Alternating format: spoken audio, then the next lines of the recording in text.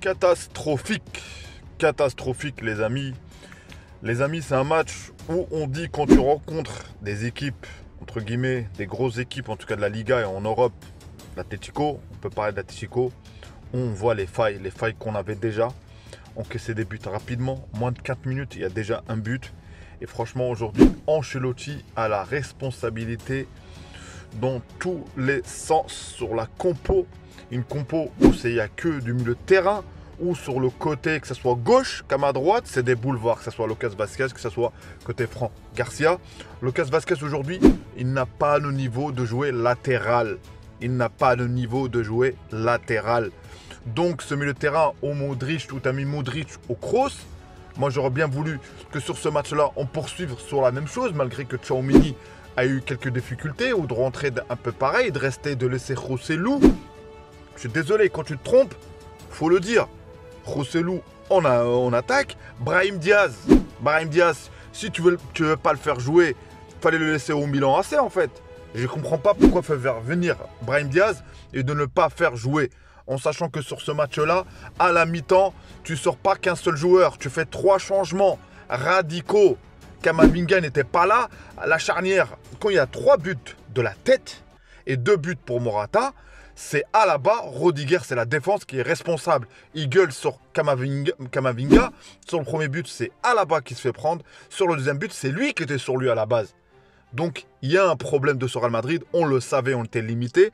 On le savait qu'on mettait des buts à la dernière minute. Et t'as mis Bellingham en attaque. C'est plus une marque, c'est-à-dire aujourd'hui, on le met en attaque. Tu veux jouer même Guardiola aujourd'hui, il ne joue plus sans attaquant. Donc, on a voulu faire jouer comme Rodrigo. Il ne savait même plus où se mettre. Donc, catastrophique. Abonnez-vous, commentez, likez, place au débrief. Les amis, très énervé sur Ancelotti, très énervé, mais fort, sur des choix. Je comprends pas cette compo. Je comprends pas vouloir soi-disant garder le milieu de terrain, garder la baballe et jouer, tout ça. Joselu qui était en forme. Joselu qui était sur l'inefficacité, mais il avait des situations. C'est un match où tu ne joues pas sans attaquant. Alors que là, c'est carrément, on a joué sans neuf, sans personne en fait. Nous, on voulait un neuf. Donc voilà, le match commence. T'encaisses le but, Vázquez, moi je le savais, moi j'aurais voulu Nacho déjà sur ce poste-là. Je sais pas pourquoi, mais j'aurais voulu Nacho. Parce que défensivement, ça me rassure plus que Vázquez. Offensivement, on n'apporte pas grand-chose. Donc voilà. Et Fran Garcia, il court dans le stade. À mon avis, j'avais l'impression qu'il allait sortir des fois du stade. Donc franchement, aujourd'hui, si j'étais le chauffeur de bus du Real Madrid, je ne les prends pas, ils rentrent à pied, ils sont à Madrid, de toute façon, ils peuvent rentrer en métro.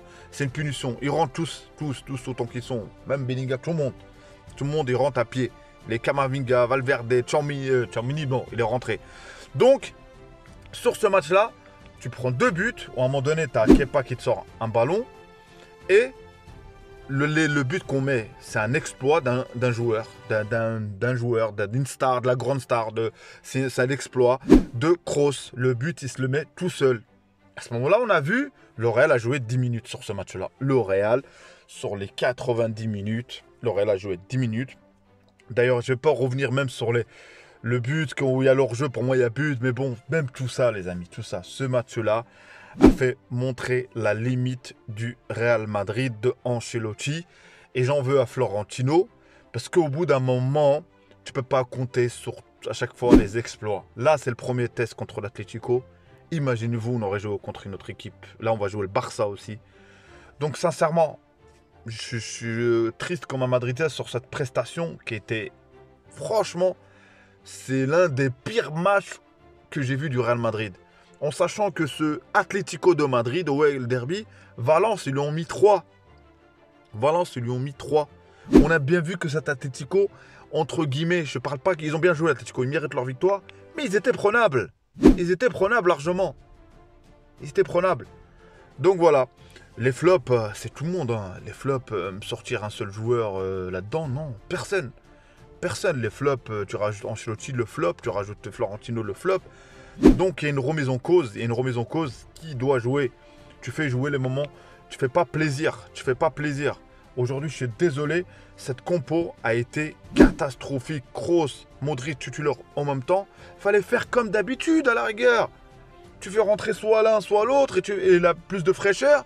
Et quand tu as besoin d'eux, Si ça se passe mal, bah il y a de la fraîcheur de Modric qui rentre. Là, tu as mis les deux. Et à un moment donné, tu avais l'impression que les joueurs ne savaient plus où se placer.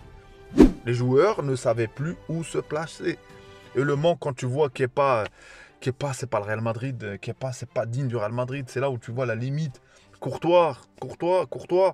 Et Vinicius qui manque beaucoup. Vinicius que voilà, t'as Militao qu'on critiquait, qui mettait des buts contre son camp. Aujourd'hui, on a une équipe qui était dans son... Je sais pas où. Rodrigo, encore une fois, où... je sais pas. C'est sur des ballons, sur des frappes. Il tente, tu te dis parfois, et oui, et cette fois-ci, et non. Sur ce match-là, la seule occasion qu'on a eue, c'est sur des frappes. Sur des frappes lointaines, sur des tentatives. Mais sinon, sur des combinaisons, rien du tout. L'entrée de Brahim Diaz, malgré que il a joué un petit peu, il y avait quand même quelque chose. Ce joueur-là, quand même, où quand ça allait, on va dire, on avait enchaîné victoire sur victoire. Là, c'est la défaite. Et parfois, je me dis, il y a un mal pour un bien. C'est le mal, s'il doit venir maintenant, il vient maintenant. Il y a des choses à corriger. Et au deuxième mi-temps, moi, ce qui m'a choqué, c'est que tu te prends un but direct à la deuxième mi-temps. Et t'as Alaba qui gueule sur Camavinga. Camavinga était nul, c'est vrai, il était nul. Il était nul sur ce match-là, mais Alaba, je suis désolé, t'es en dessous sur ce début de saison, malgré qu'on gagne. T'es en dessous. Donc voilà, je sais pas c'est quoi les solutions, les amis. Dites-moi vous en commentaire. Mais en tout cas, cette saison, j'ai dit, hein, il est dans un débrief ou dans un truc, à force de faire des remontadas, ça puise dans l'énergie, ça puise dans le mental. Et voilà, aujourd'hui c'était de les mentales. Donc dégoûté.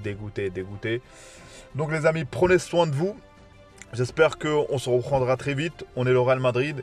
Et que Ancelotti fasse des choix cohérents avec ce qu'on a, avec le potentiel. Ah, j'ai oublié, Ferland Mendy. Quand je l'ai vu rentrer, c'est sûr que ça allait mal. À un moment donné, il a même cru que le ballon sortait. Ça m'avait choqué cette histoire.